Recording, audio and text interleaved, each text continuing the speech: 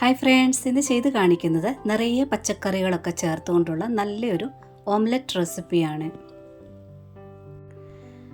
ഇതുപോലെ കട്ട് ചെയ്ത് കുട്ടികൾക്ക് സ്കൂളിൽ സ്നാക്സ് ആയിട്ട് കൊടുത്തു വിടാനും ബ്രെഡിൽ റോൾ ചെയ്ത് കഴിക്കാനും ബ്രെഡ് സാൻഡ്വിച്ച് ഉണ്ടാക്കാനും ഒക്കെ പറ്റിയ നല്ല ടേസ്റ്റി ആയിട്ടുള്ള ഓംലെറ്റ് റെസിപ്പിയാണ്. എങ്ങനെ ചെയ്തെടുക്കുന്നത് നോക്കാം. ഞാനിവിടെ വലിയ സൈസ് 8 അല്ലെങ്കിൽ 10 സോയ ചങ്ക്സ് ബോളാണ് എടുത്തിട്ടുള്ളത്.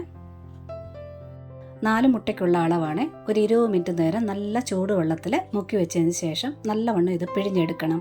ഒട്ടും വെള്ളമില്ലാതെ വേണം പിഴിഞ്ഞെടുക്കാനായിട്ട്. എല്ലാം കൂടെ ഒരു തുണിയിലോട്ടിട്ട് പിഴിഞ്ഞെടുക്കുകയാണെന്നുണ്ടെങ്കിൽ ഒട്ടും വെള്ളമില്ലാതെ കിട്ടും. ഇതൊന്ന് മിക്സിയുടെ ജാറിനകത്തിട്ട് 1-2 പൾസ് അടിച്ച് വയ്ക്കുക. ഒരുപാട് അരച്ച് വെക്കേണ്ട ആവശ്യമില്ല. ഇതങ്ങോട്ട് മാറ്റി വയ്ക്കാം. ഇനി ഒരു കടായി വെച്ചിട്ടുണ്ട്. ഒരല്പം എണ്ണ ഒഴിക്കുക.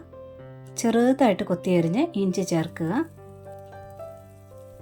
അതുപോലെ തന്നെ ചെറുതായിട്ട് കൊത്തിയരിഞ്ഞ് വെളുത്തുള്ളിയുടെ ചേർത്തിട്ട് ഒന്ന് വഴറ്റിയെടുക്കണം. ഒരുപാടൊന്നും വഴറ്റേണ്ട ആവശ്യമില്ല. ഒരു 10-15 സെക്കൻഡ് മാത്രം ഒന്ന് വഴറ്റിയെടുക്കുക. ഇതായിട്ടുണ്ട്. ഇനി ഇതിലോട്ട് 1 അല്ലെങ്കിൽ 2 പച്ചമുളക് ചെറുതായിട്ട് അരിഞ്ഞ് ചേർക്കുക. കൂടെ തന്നെ ഒരു സവാളയുടെ അരിഞ്ഞ് ചേർക്കുക. സവാളയ്ക്ക് പകരമായിട്ട് ചെറുള്ളി വേണമെങ്കിൽ ചേർക്കാവുന്നതാണ്. സവാള ഒരുപാട് വഴറ്റേണ്ട ആവശ്യമില്ല. ആ പച്ച ടേസ്റ്റ് ഒന്ന് മാറിയിട്ട് ഒന്ന് വാടി കിട്ടിയാൽ മാത്രം മതി. സവാളയുടെ പിങ്ക് കളർ ഒന്ന് മാറിയിട്ട് ഒന്ന് വെള്ളയായിട്ടുണ്ട്. ഇത്രയും മതി. ഇനി ഇതിലോട്ട് ചേർക്കുന്നത് ഒരു 3/4 കപ്പോളം ഗ്രേറ്റ് ചെയ്ത് വെച്ചിരിക്കുന്ന ക്യാരറ്റാണ്.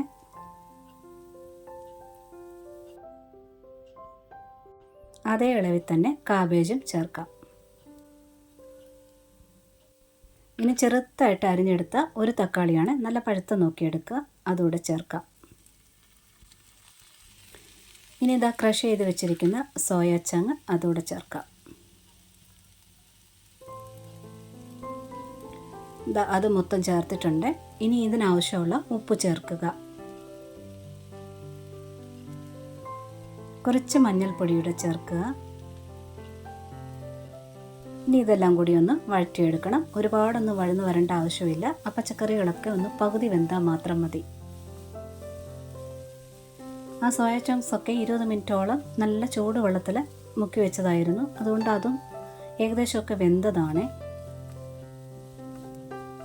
ഇനി ആ തക്കാളിക്കകത്തുള്ള ഒരു വെള്ളമൊക്കെ ഒന്ന് വലിഞ്ഞു കിട്ടണം.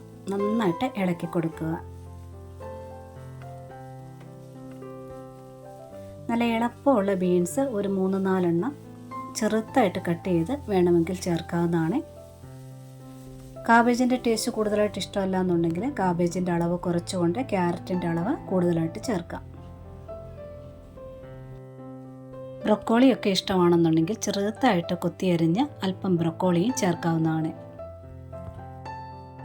പച്ചക്കറികളൊക്കെ പകുതി, അതായത് ഒരു ക്രഞ്ചി അളവിൽ കുക്കായിട്ടുണ്ട്. ഇനി ഇതിലോട്ട് ചേർക്കുന്നത് ക്യാപ്സിക്കമാണ്. അതിൽ പച്ചയോ റെഡോ ഏത് വേണമെങ്കിലും ചേർക്കാവുന്നതാണ്. ക്യാപ്സിക്കം അഥവാ ഇഷ്ടമല്ല എന്നുണ്ടെങ്കിൽ ക്യാപ്സിക്കം സ്കിപ്പ് ചെയ്യാവുന്നതാണ്. ഇനി ഫ്ലേവറിനായിട്ട് ചേർക്കുന്നത് പെരിഞ്ജീരകം പൊടിച്ചതാണ്. നമ്മൾ വീട്ടിൽ പൊടിച്ചെടുക്കുന്ന പട്ട, ഗ്രാമ്പൂ, ഏലക്ക, പെരിഞ്ജീരകം ചേർത്ത ഗരം മസാല ഉണ്ടെങ്കിൽ അതായാലും മതി.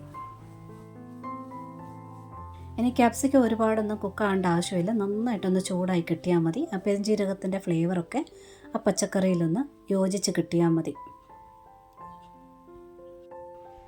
ഇതായിട്ടുണ്ട്. ഇനി ഗ്യാസ് അങ്ങ് ഓഫ് ചെയ്യുക. ഒന്ന് നിരത്തി ഇട്ടിട്ടുണ്ട്. ചൂടൊന്ന് ആറാൻ വേണ്ടി മാറ്റി വയ്ക്കാം. ഇനി ഒരു ബൗൾ എടുത്തിട്ടുണ്ട്. ഒരു 4 മുട്ടയാണ് എടുക്കുന്നത്. ഞാൻ എടുത്ത പച്ചക്കറികൾ ഒരു 4 അല്ലെങ്കിൽ 5 മുട്ടയ്ക്ക് കറക്റ്റ് ആയിരിക്കും. ഇനി മുട്ടയ്ക്ക് ആവശ്യമുള്ള ഉപ്പ് ചേർക്കുക. എരിവിനായിട്ട് കുരുമുളക് പൊടി ചേർക്കുക. ഇനി കുറച്ച് മുളക് ചതച്ചത് ചേർക്കുക. മുളക് ചതച്ചതില്ല എന്നുണ്ടെങ്കിൽ കുരുമുളക് പൊടി ഒരല്പം കൂടുതലായിട്ട് ചേർത്താൽ മതി. ഇതെല്ലാം കൂടി നല്ലോണം ഒന്ന് മിക്സ് ചെയ്ത് വയ്ക്കുക. മുട്ടയ്ക്ക് അല്പം ഒരു കളറിന് വേണ്ടി കുറച്ച് മഞ്ഞൾപ്പൊടിയോടെ ചേർത്തിട്ടുണ്ട്. അത് മിക്സ് ആക്കിയിട്ടുണ്ട്. ഇനി മല്ലിയിലയാണ് ചേർക്കുന്നത്. മല്ലിയിലയ്ക്ക് പകരമായിട്ട് കറിവേപ്പിലയായാലും ചെറുതായിട്ട് അരിഞ്ഞ് ചേർക്കുക. ഇനി ഇതിലോട്ട് വഴറ്റി വെച്ചിരിക്കുന്ന വെജിറ്റബിൾ മിക്സ് ചേർക്കാം. ഇത് നല്ലവണ്ണം ആറണമെന്നൊന്നുമില്ല, ചെറുതായിട്ട് ചൂടുണ്ടെങ്കിലും കുഴപ്പമൊന്നുമില്ല. ഇതെല്ലാം കൂടെ ഒന്ന് യോജിപ്പിച്ചെടുക്കണം.